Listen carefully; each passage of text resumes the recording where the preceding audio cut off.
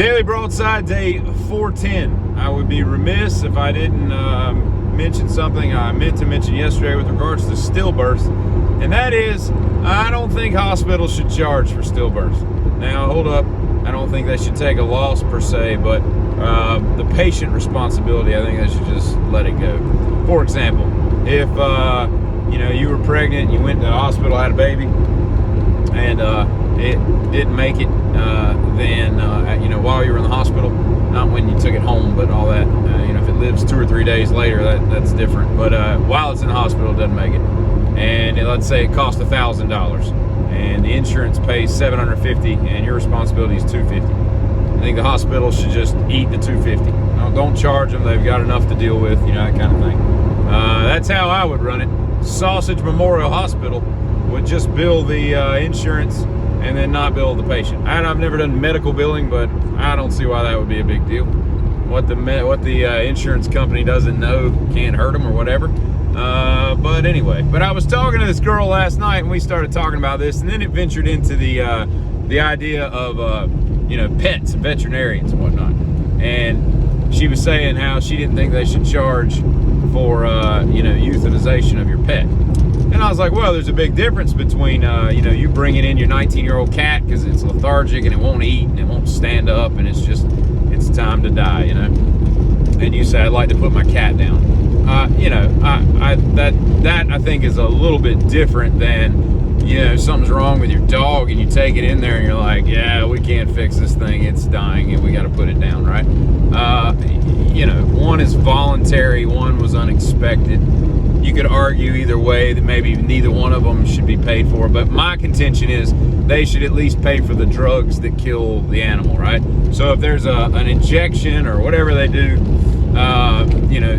to stop the heart of the animal, if that costs $100, then just pay for the $100. No exam fees, no whatever. I mean, they shouldn't have to take a loss just because you have a pet that you like a lot and don't want it to die. I mean, it is at the end of the day still a business, but maybe they could just have a courtesy, hey, we're just going to charge you cost, no labor kind of thing. But she was like, well, they should just bill you over time and build it into the business model. And I was like, well, what's the difference between that and the fact that, back in the day, you could go anywhere and order a cup of water and they'd give you a same size drink with ice and a straw and a lid and a cup, and it would be full of ice, and it wouldn't cost you anything.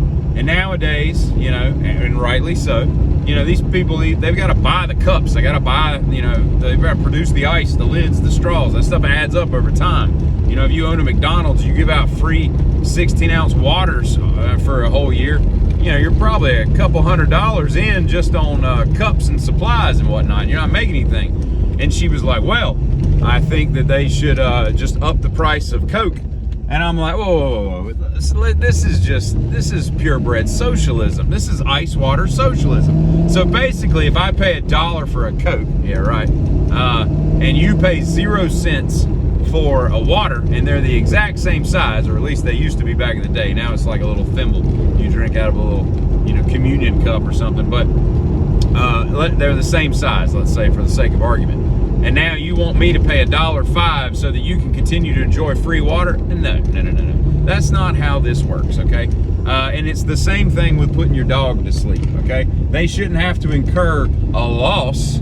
I'm fine with them breaking even. I think that would be like the right thing to do as far as, from a compassion standpoint. But, when you're in there waiting for, Marco the dog to be put down and you're petting it for the last time and Boys to Men walks in and, although we've come to the end of the road, it's unnatural.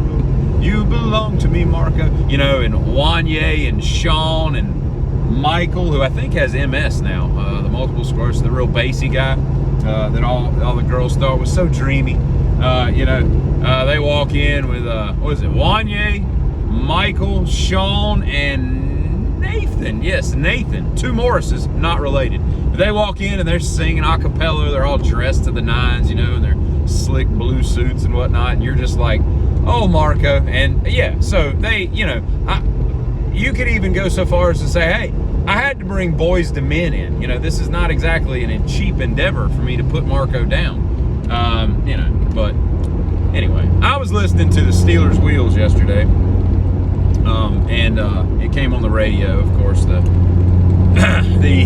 song that everybody knows, right? And that song is always Jerry Rafferty, who I find is just a remarkable talent. If you don't know anything about Jerry Rafferty, just sight unseen, go buy some of his solo CDs, man.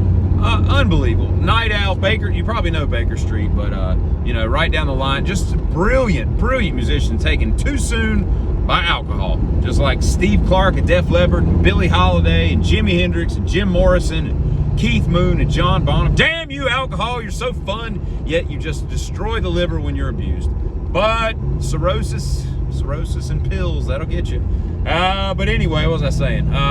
Yeah, so I've always thought that Jerry Rafferty in that song sounds so much like what Bob Dylan should have sounded like. And if he was still alive, Bob Dylan should have hired Jerry Rafferty to be like, hey, I write cool songs, but I sound like a bag of hippo shit when I sing. So I'm going to have you come out, and you're just going to sing them, and I'm going to write them. And then maybe they could collaborate a little, because Jerry wasn't nothing to shake a pen at. You know, he could write a song. I'm going to tell you that right now. So,